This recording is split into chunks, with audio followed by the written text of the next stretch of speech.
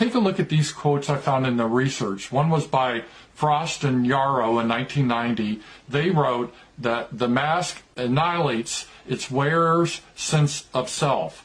And then another quote in 1962 was from a psychologist: the wearing of a mask leads to the acquisition of new identities.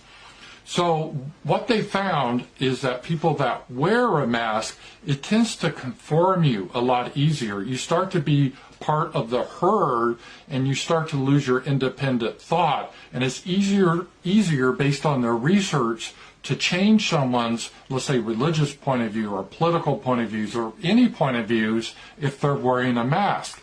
It's a weird psychological thing. They become part of the collective.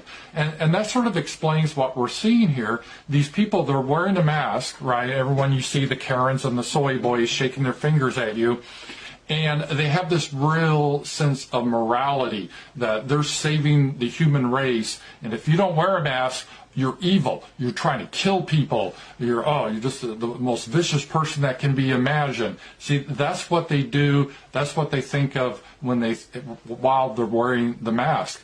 So my thesis is, and my hypothesis here is, hey, if I wanted to fundamentally change the people quickly, and I asked psychologists, it's like, okay, we want to transform Americans. They have this independent spirit. We don't want that anymore. We want them to conform. We want them to obey. How do we do that? We can't give them drugs directly.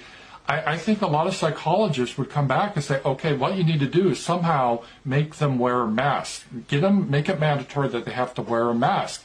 Because if you do that, number one, it's going to lower their inhibitions, which means they're more likely to attack others that aren't wearing a mask. So it will embolden them, gives them a sense of zeal, like a missionary.